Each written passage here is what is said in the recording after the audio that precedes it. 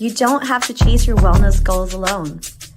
The Chamber's annual Get Fit 30-Day Challenge is back and begins March 18th. Join a community of San Diegans who are committed to improving their health and wellness. Register now at getfitsd.org and be ready to spring into action. The challenge is free and open to anyone in the San Diego region. Hello everyone, my name is Hannah Wald and I am your host for this year's Get Fit 30-Day Challenge, and today we're joined by Reena Vokoun, one of our loyal chamber members who has been helping us out for a few years now for our Get Fit Challenge, and she's here. She's the CEO and owner of Passion Fit LLC. And so, Reena, could you just go ahead and introduce yourself and just introduce your business to our members and our participants today? Absolutely. Well, thanks for having me, Hannah, and the Chamber. My name is Reena Vokoun, as Hannah mentioned, and I'm the founder and CEO of a health, wellness, and fitness company based here in San Diego called Passion Fit. I am a San Diego resident with my family for almost 3 years. We actually moved here from the Bay Area, and I knew right away when we moved here I wanted to get involved with the Chamber and get involved with the community. And yeah, our mission is to empower people to flourish both personally and professionally through wellness. And so our focus is on consumer and corporate wellness, really honing in on fitness, nutrition, mindfulness, work-life balance, and so much more. So I'm excited to kick off Get Fit San Diego with you, Hannah, and with everyone in our community today, and talk a little bit about movement. Yeah, awesome. Well, thank you, Reena, for joining us today. So for week one, the title challenge of week one is Make a Move. And so today we're going to be talking about movement, different types of movement, and how we can incorporate movement into the busy schedules that we have. And so we're going to kick it off just kind of a Q&A version of webinar style. And so our first question today is, why is daily movement so important? Yeah, it is important, and I'll start by talking about it from the health perspective.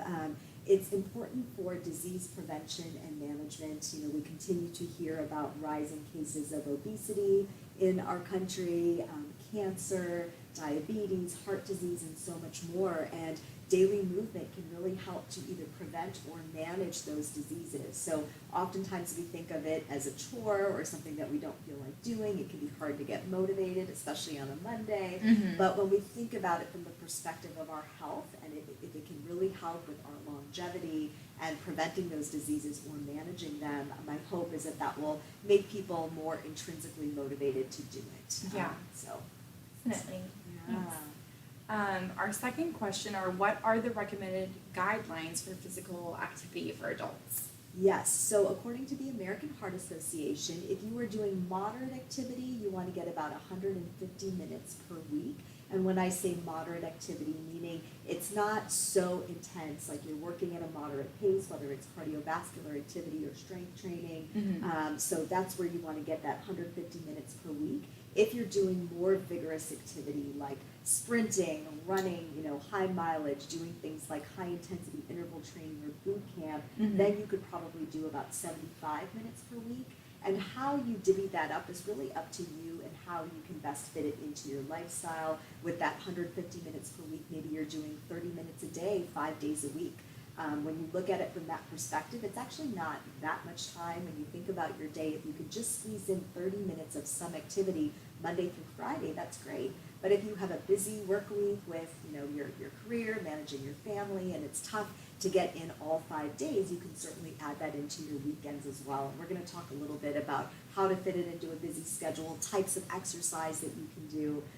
But I think how, again, you divide it up can really be flexible as long as you're trying to aim for those minutes per week. You'll be in good shape, no pun intended. Nice. Yeah, definitely. I feel like that's something that I definitely have kind of struggled with and have tried to find a balance of like, when can I fit those 30 minutes in a day? But then once I do, it changes my entire day and I feel mentally and physically so much better. Yes, absolutely. So yeah, I definitely felt just that the difference. repercussions, and the difference. Yeah. So the next question is, what are some beneficial forms of movement? Yes, so when I work with clients, I teach group fitness. I'm a health coach. I've been teaching since I was a freshman in college, so it's definitely a regular part of my life. And what I tell my clients is to focus on getting a mix of cardiovascular activity, strength training, and flexibility work. We really need all three of those to be the healthiest, right? And to be able to have daily activities not be so difficult when we have that flexibility, that good stamina and cardiovascular activity, and then the strength as well. So we'll start with flexibility. So flexibility work, you can be doing things like yoga. If yoga is not your thing, you could certainly do some light stretches every day. Maybe it's something you do in the morning. I know a lot of clients as well as fellow health and wellness professionals that start their day with stretching.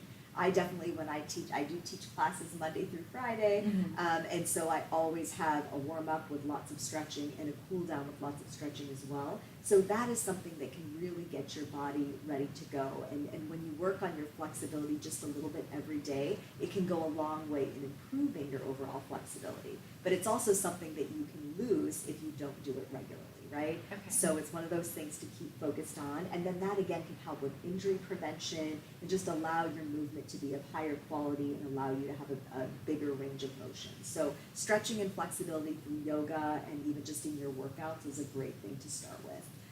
Then cardiovascular activity is also really important. That's good for our heart health. It's good to get our heart rates up. It's good for us to have more stamina. And it doesn't have to be really, really high intensity. I think when people think cardio, a lot of people dread cardio because they just picture themselves huffing and puffing and feeling uncomfortable. But cardiovascular activity can also be done in a low impact way. So whether that's walking, whether that's going on a nice leisurely hike, or a bike ride, maybe swimming, those are all great forms of cardiovascular activity. You can certainly do things like boot camp and the high intensity interval training and plyometric work and things of that nature as well. That really creates that spike in your heart rate. But you also want to be careful. You want to know what your injuries are, know what your limitations are, check with your doctor if you do have any health concerns because you don't want to overexert yourself either.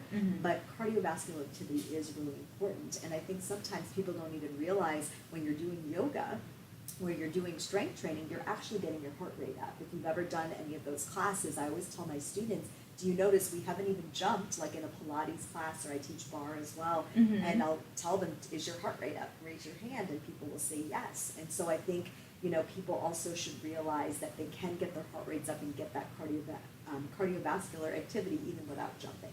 So that's another important one to focus on. And then the third one is strength training.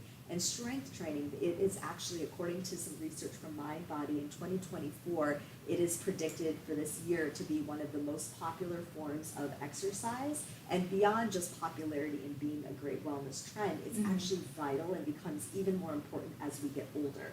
Because we want to maintain our bone density, we want to maintain our strength so that we can have balance, so we can avoid falls. And if your hormones are changing through different stages of life, strength training can really help with that because the more muscle mass you have, the higher your metabolism will be, the higher your caloric burn rate will be. So that can also be really great for weight management and even weight loss. I try not to talk too much about weight loss because I like for people to focus on exercise because it will make them feel well and make them healthy. And if you are trying to lose weight, that will come with it. But I think when we're only focused on the weight loss, that can also make it hard to be motivated. So think of strength training for all those other great benefits of gaining muscle mass, having that boosted metabolism, that caloric burn rate, and then the other goals that you might have will come with it. Yeah, wow, that was great information. You had a lot of also statistics in there. I was just curious, do you think that trend of weightlifting now, do you think that's kind of like a logical trend of like, oh, this is something, like you said, for keeping bone density and strength for our later years? Or do you think it's just for some reason kind of like a fast trend, if that makes sense? I think depending on your age and life stage, strength training can play different roles. Okay. And so I look at it more as it's always been important. It's always been an important part of a well-balanced fitness regimen. But I think more and more research is coming out and studies are showing how impactful that strength training can be. I look at my kids, my sons are 16 and 13, they play competitive soccer, so they do a lot of strength training, more body weight at this age, but my older son is starting to get into the gym and weight train. So if you're an athlete, then you're weight training for different reasons, right? Mhm. To become stronger, to have stamina for your given sport. Right. And even in some of those younger years, when you're getting ready to have children, you want to be strong in order to be able to, have a strong pregnancy and delivery.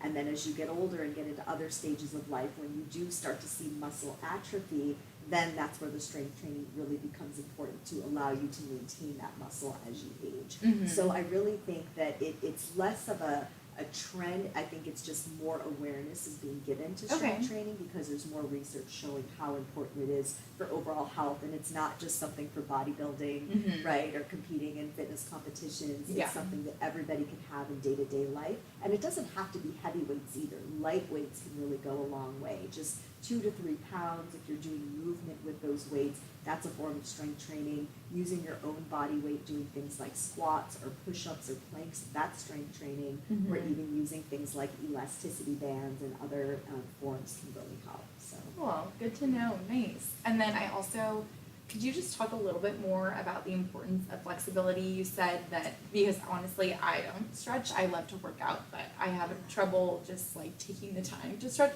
So I feel like if I knew a little bit more about like why it's so important, you mentioned to prevent injuries in the future, is that kind of like the main reason why that's one of your main 3 pillars? Yes, I would say it's important for injury prevention because think about when you start a workout, whether you're going to go for a run or you might get on your bike or you're going to actually do a fitness class. Mhm. If you don't properly stretch beforehand, you could pull a muscle very easily, right? Okay. And some of the most common muscles we see people pulling are in the hamstrings, right? Sometimes in their IT band or their calf muscles, sometimes they can strain their back.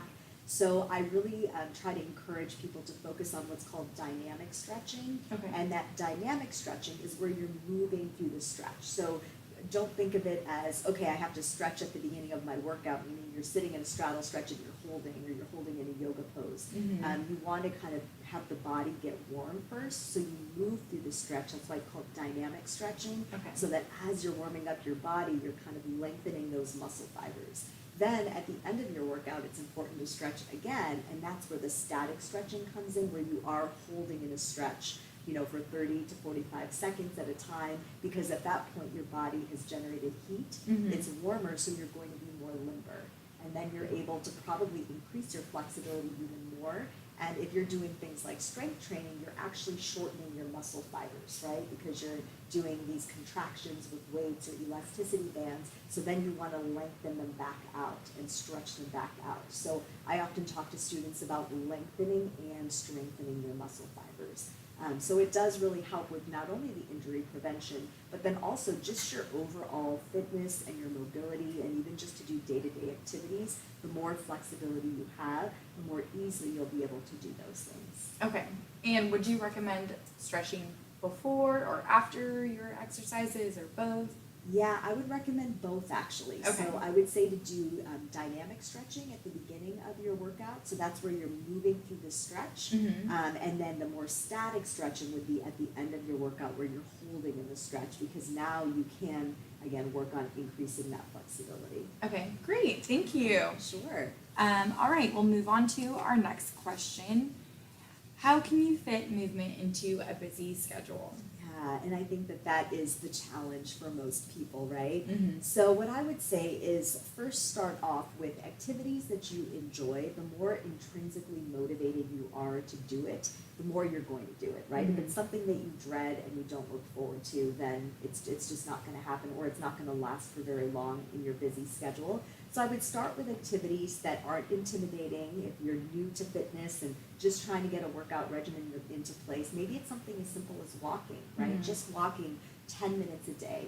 And we'll talk about duration and time of day in a little bit, but Okay. just pick something that is easily doable for you, that's not intimidating, that's enjoyable for you. If you think, I'm just going to go and outside for a 10-minute walk, get some fresh air, maybe listen to a podcast, clear my head, that can actually be really motivating, and then you'll be able to increase the amount of time you do it, right? I also think it's important, if you can, to calendar your workouts. I know not everybody wants to be as structured or as regimented. I know I personally am a very type A personality. I color code my calendar and I have my workouts put in, even on the weekends. And so if that can help you, then at least you're making it a priority, right? It's something that it's not just going to fall by the wayside. You're actually prioritizing it for your health and for yourself. So if it's in your calendar, it's just as important as a work meeting or your child's baseball practice or a social event or family event that you have to go to. Your exercise is just as important. So I would say calendar it. I would also say to shift your mindset. So if you think about exercise again as something that is really vital to your day-to-day life, it's almost as, not almost, it is as important as brushing your teeth, right? Or taking a shower every day. You need those things to maintain your daily health and wellness. So shifting your mindset to think about your why. Why is it important for me to work out every day or most days of the week? And it doesn't, again, have to be a workout. It can be movement in terms of gardening. It could be walking your dog. It could be, any just dancing in your kitchen with your kids. There's so many different things you can do. So I think that's important, is to think about why it's important for you to do it, how you're going to benefit from it, and then if you're calendaring it in your day, you're picking activities that you enjoy. That's really going to help to fit in a busy schedule. I think also looking at your day and what you are going to be most naturally inclined to do. If you're a morning person, maybe morning workouts are better for some people. Maybe during your lunch hour, right? During your work day, you go with a colleague and just take a walk during lunch or do a walking meeting.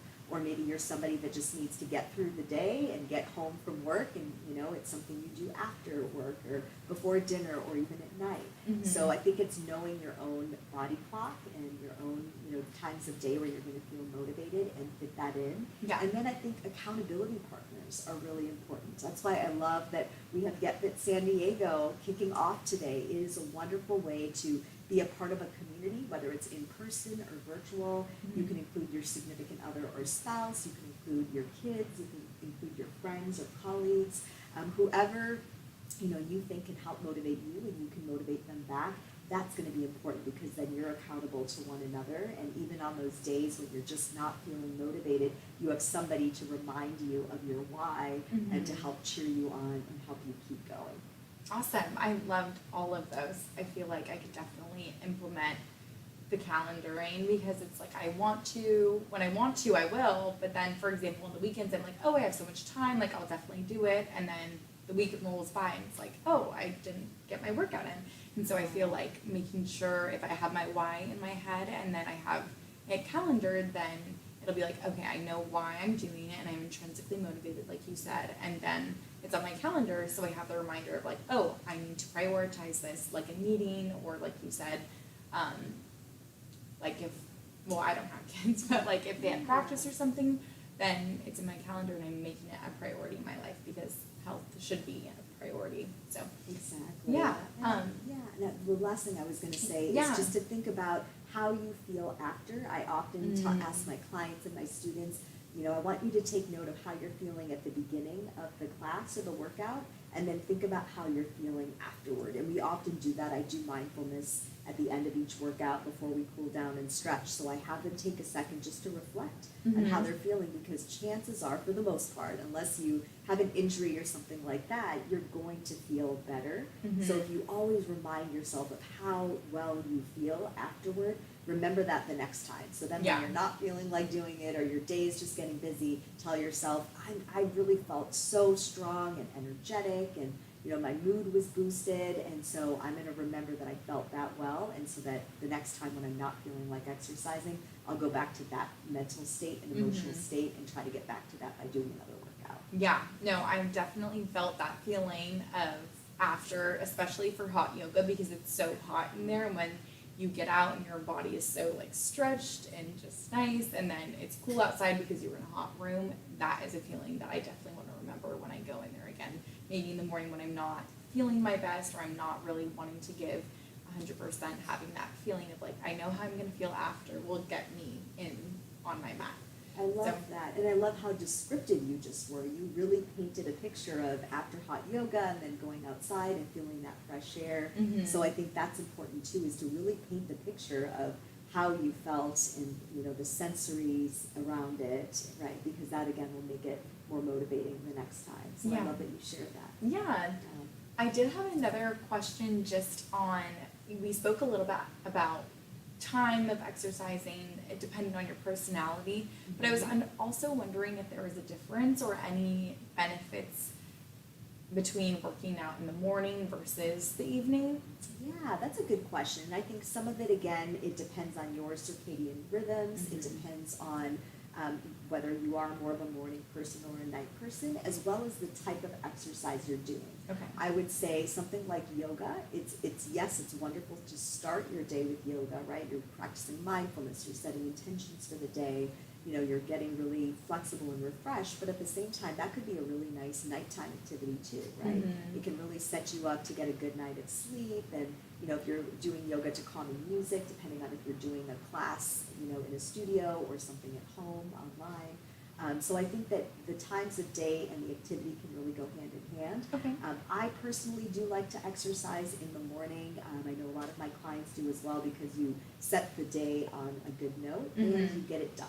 You just sort of have it finished, so that whatever else comes up during the day, a lot of times we have unforeseen circumstances and workloads that pile up on our plate that we weren't anticipating, or for me in my case with my kids, I need to go drop off this because they forgot their lunch, or whatever it is. The day can sort of spiral into a lot of different directions. So if you have the workout done, it just really sets the day. It kind of puts you in control for the day, right? Yeah. But again, that doesn't always work for everyone. So if you can fit it in little by little throughout your day, that's another great way to do it as well. It doesn't have to be, when I was talking about 30 minutes a day, 5 days a week, it doesn't have to be 30 minutes all at once. Maybe it's 10 minutes here, 10 minutes there. A walk during work. Maybe you do something when you get home. You do some, light stretching. Maybe you do some strength training for another 5-10 minutes. So you can break it up in ways that work for you. So time of day is really up to the individual, and everyone has their preferences. But again, that goes back to what's going to motivate you personally, so that you get it done. Okay. Yeah. Nice. Great question. Great. All right, let's move to our next question, which is, why is consistency so important? Yeah, so I was saying it a little bit earlier, and I think it's just important to think of exercises as important as something like brushing your teeth, right? That consistency is what's going to be most important for overall health and well-being, for disease prevention and things like that. I know a lot of people sometimes are so busy during the week, and then they hit the gym really hard on the weekends. We call them weekend warriors, right? Where you spend 2 hours and you go hard at it, but then maybe you don't come back to it again for another week or another 2 weeks. So in those instances, it's great that you're trying, it's great that you're putting in that time, but then if you stop for a long period of time, you kind of lose the benefits, right? So we want to make sure that we're continuing to have those muscle gains, right? We're continuing to build stamina. We're continuing to build flexibility. We want to have a daily, experience of blood flowing through the body and oxygen flowing to our heart. And, those are things that we want to be doing on a consistent basis, so that we keep our bodies healthy throughout the day. Even for things like metabolism and burning calories, when you're you're eating, you want to still, especially for people that have diabetes, you want to make sure that you are protecting your blood sugar levels from getting too high. So you'll often hear doctors say, after you eat a meal, just go walk for 5 or 10 minutes, because that can bring your blood sugar down, right? And that's not something that you would necessarily just do once and then not do it again for 2 months, because if you're eating regularly and that's affecting your blood sugar in your body, you need to keep that movement going to keep your body in check. So that's why it's so important, so that you can continue to reap those benefits. And it is one of those things where if you stop, then you kind of lose it and you have to work your way back up. I don't know if anyone has experienced, I certainly have, where maybe you go on vacation, unless you're being active on your vacation, or you maybe had surgery and you're recovering from an injury, which that's not something that you can control. Right. But if you aren't exercising for an extended period of time, you might find that your body is weaker, you don't have as much stamina, you're tight, you're not as flexible, and it takes time to get back to it. The one good piece of news is that if you are fairly regular with your exercise, even if you take a week or two off for whatever lifestyle circumstances you might face, there is such a thing called muscle memory. So your body will remember that you used to move in a certain way, and you used to weight train or stretch and have flexibility at a certain level, and you can get back to it. It might just take a little extra effort. So as much as you can, be consistent. Again, it doesn't have to be a long period of time, but just a little bit every day can go a long way to improve your overall health. Okay, nice. Yeah, it's kind of nice to know that your body does have muscle memory. So sometimes maybe if you're feeling down, like you said, after a vacation, or even if you did have a surgery, it's kind of nice. Like, okay, my body remembers that I was that strong, that I did have that amount of stamina, and so you can maybe get back to that level a little bit more quickly than how much time and effort you spent building up to that level. Exactly. Another great example is for women for during your pregnancies, right? Mhm. Oftentimes, if you're exercising during your pregnancy, I definitely did with both of mine. I did prenatal Pilates and yoga and light weights and walking. So I didn't do crazy intense activity, but I kept up the activity. And yes, it was great for labor and delivery and all of that. But then even postpartum, there's a certain period of time where you have to wait for the clearance from your doctor to be able to exercise again. But if you had exercised throughout your pregnancy, once you get the green light and you're able to do it again, your body is going to remember, and it's going to help you to get stronger and back to your, pre-pregnancy self faster if you had been kind of keeping that consistency throughout. So that can also just really help with recovery, whether it's pregnancy, whether it's a surgery, or any other health condition. As long as you have the green light from your doctor, and you can kind of slowly in increments work your way back up, that consistency will really come in handy. Okay, nice. That's so cool that you worked out and that you were active throughout both of your pregnancies. Do you think you felt a difference? I guess you didn't do one without it, but I guess maybe in comparison to some of your friends or like clients, do you think that, I guess I'm just curious what benefits you saw from working out during your pregnancy? You said it helps for labor as well. It does, because it keeps you strong. I think for me, I love movement. It's obviously a big part of my life, a big part of my business. So I feel most like myself when I am moving and in motion. So my husband jokes, I think after both pregnancies, I was hooked up to the IV, and I was just kind of taking some laps, just walking around the hospital. That is so funny. Because I just felt like I didn't want to be bedridden. I just wanted to get up and move because I would feel better, Yeah. But yes, and then as soon as I got the green light, then I kind of slowly started implementing my workouts back again. But it helped with being strong and being flexible to to take on labor and delivery, because it's a very different. Any of the moms out there that have been through it, it's a difficult physical experience for your body. So I treated it like a workout event, like training for I've done a marathon and some half marathons, so I kind of went into the mindset of I'm going to feel like I'm training for something. Yeah. I am training for pregnancy and labor and delivery, and then even postpartum. And I just think not only does it help physically, but it also helps mentally. And I know that's one of the other things we're going to talk about when we think about fitness and exercise and movement. It's yes, there's many wonderful physical benefits, but the mental benefits are equally important because it can help with things like anxiety and stress. And in the case of women having children, postpartum depression, because it really does impact positively your brain chemistry. You're releasing endorphins, so it helps to boost your mood. And I truly feel that when you are physically strong, it helps you to be mentally strong, and vice versa. And then even from an emotional health perspective, you feel more confident when you are active and moving and exercising, because again, it just creates, again, higher self-esteem, more confidence, and just more of the feeling that you can do things, right? When you can physically move, you can mentally move, and vice versa. Yeah, nice, cool. So let's move into our next question, which kind of ties into that emotional and mental aspect that we were talking about. How can movement benefit your overall health, mental, physical, and emotional? Yeah, and it kind of goes back to what we were saying. It really can help with things like boosting your mood, helping you with stress and anxiety. A lot of doctors are now prescribing exercise for people that have anxiety or depression. I'm not saying that they shouldn't take medications. Obviously, you need to do whatever your doctor recommends, and everybody is different. But it can, even whether it's something they're only prescribing or they're prescribing exercise as a supplement, it can really have positive benefits in either case. Because again, you just feel better mentally and physically when you move, and even emotionally. I think if you have had a bad day, or you're struggling with something in a relationship, just getting out and going for a walk, let's say, and clearing your head can really make a big difference in your perspective as well. You can change your mindset and your perspective when you're in a different location, you're moving your body, especially if you're out in nature. I'm a huge proponent of exercise and being outdoors, and I know that's a big focus for Get Fit San Diego as well.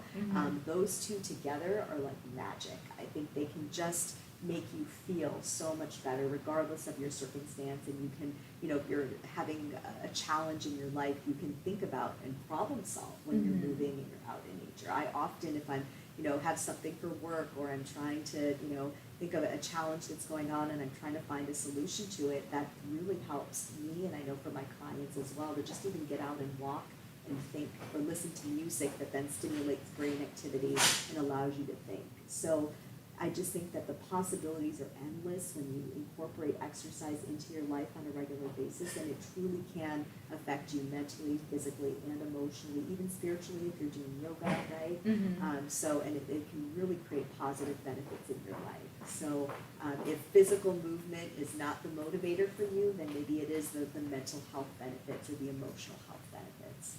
So Awesome. yeah. Super cool. Then we'll go ahead and move on to our next question as well. Or actually, I guess that was our last one. Maybe, I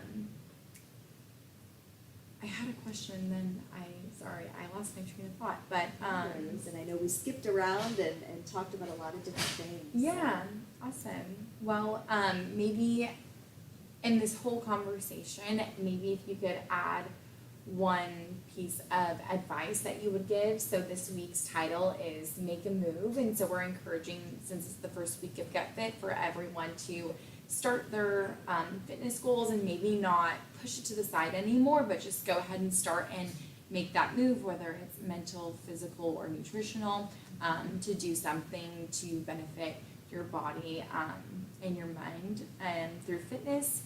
Is there one piece of advice that you would like to offer them or encourage them with? Absolutely, Yeah. yeah. So I will say that, I have specialties in behavior change and nutrition and fitness and mindfulness, and when it comes to behavior change, it can be hard, right? To have instill a new habit into your life, even if you have the best of intentions, it can be difficult. So I want to acknowledge that, but I also just want to say, if you just focus on one change at a time, just put one foot in front of the other, and just break it down into daily goals and habits. If you think ahead and think, okay, by this summer I want to lose this much weight, or I want to achieve this goal or that goal, it can often be daunting. So yes, you want to have an end goal in mind, but then you want to take some steps back and start from the beginning and just break it down to one change at a time. Something that's simple, something that's attainable, and research shows that a change usually takes about 66 days to take effect, so that's just a little bit over 2 months.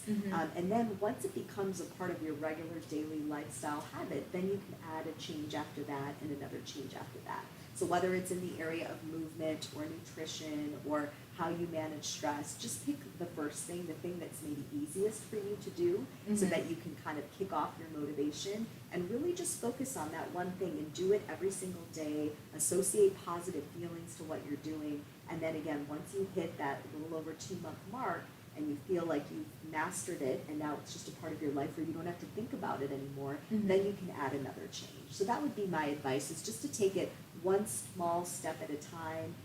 Give yourself empathy, give yourself grace. It's not always easy, but it is possible, especially if you truly feel intrinsically motivated and you go back to that why.